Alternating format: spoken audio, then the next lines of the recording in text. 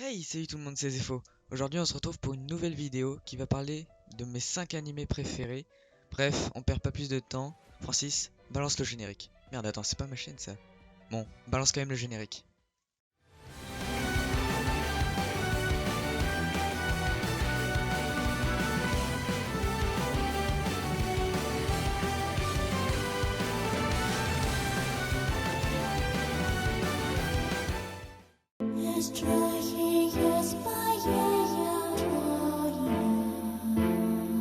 Du coup, pour commencer, en 5ème position, on retrouve Code Geass. On va suivre l'histoire de Lelouch, qui s'est juré de détruire l'Empire de Britannia depuis que son père, l'empereur de Britannia lui-même, déclencha un attentat qui coûta la vie de sa mère et qui mutila sa jeune sœur. En étant en contact avec une fille mystérieuse nommée Cécé, il obtient le Geass, le pouvoir des rois, qui se manifeste chez Lelouch par le pouvoir de l'obéissance absolue, qui lui permet d'imposer sa volonté à toute personne qui croise son regard. Le problème avec ce pouvoir, c'est qu'il peut l'utiliser qu'une seule fois par personne. Donc une fois qu'il l'a utilisé, il ne pourra plus jamais l'utiliser sur la même personne. Et grâce à ce pouvoir, il va enfin pouvoir commencer son combat tant voulu contre Britannia, afin de réaliser ses deux rêves, venger sa mère et créer un monde où sa sœur pourra vivre en paix. Donc cet animé comporte 2 saisons de 25 épisodes chacune et 2 OAV. J'ai choisi Code Geass à la place de Death Note parce que tout le long de l'animé, je trouve que ça s'égalise un peu. L'histoire est super bien faite et elle est super bien réfléchie. Mais la fin a tout décidé et pour moi c'est une des meilleures fins de tous les animés confondus. Donc pour ceux qui ne l'ont pas vu, n'hésitez vraiment pas à aller le voir, je sais que ça peut vous bloquer au début à cause des chara-design des personnages, mais je vous le conseille vraiment et vous serez pas déçus.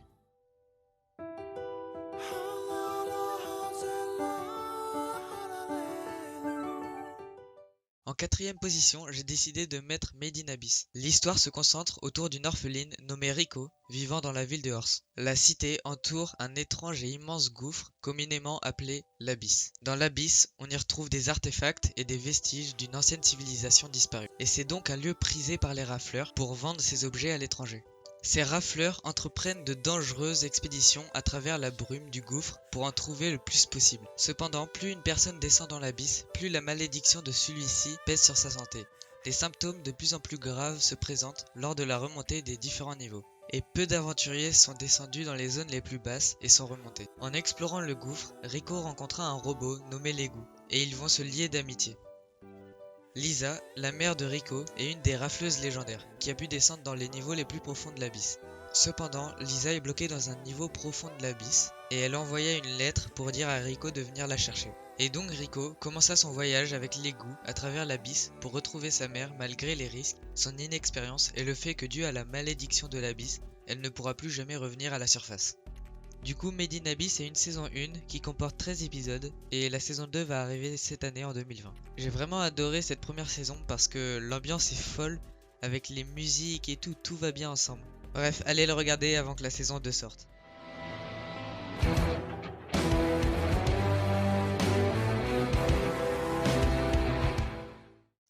En 3ème position, j'ai choisi de mettre My Hero Academia. C'est un classique mais je pouvais pas ne pas le mettre dans ce top. Donc on va suivre l'histoire de Izuku Midoriya, qui est un fan absolu de All Might, le numéro 1 des super-héros. Le problème, c'est que Izuku fait partie des 20% qui n'ont pas eu de super pouvoir à leur naissance. Et Izuku va vouloir rejoindre l'Académie des héros, Yue, pour pouvoir suivre les traces de All Might. Et on va suivre son aventure contre les méchants, nommés les vilains, les super vilains plutôt. Et on pourra y retrouver des fights totalement épiques, je vous mets quelques extraits.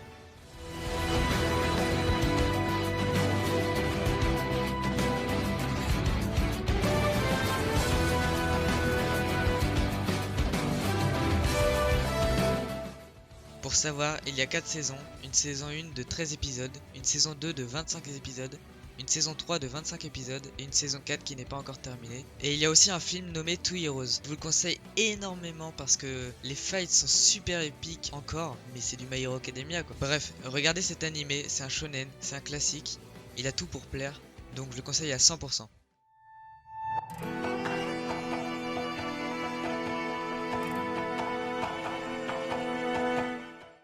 En 2ème position, on retrouve Dr Stone, un animé qui vient de sortir. L'histoire se passe dans un monde où une lumière brillante pétrifie toute l'humanité, transformant chaque humain sur Terre en pierre. Et Senku, le personnage principal, se réveillera des milliers d'années plus tard, et encore quelques années plus tard, son ami Teiju se réveillera aussi. Et ensemble, ils chercheront un moyen de libérer les autres humains pétrifiés. Donc on suivra l'histoire de Senku, un surdoué et passionné de science qui se retrouve à l'âge de pierre. Il va donc devoir recréer toutes les inventions humaines à partir de rien. Donc refabriquer l'électricité et tout ça quoi. Pour l'instant, il n'y a qu'une saison de 24 épisodes. Donc j'aime vraiment beaucoup ce début d'animé parce que l'objectif principal est super bien je trouve, c'est-à-dire rebâtir une civilisation à partir de rien.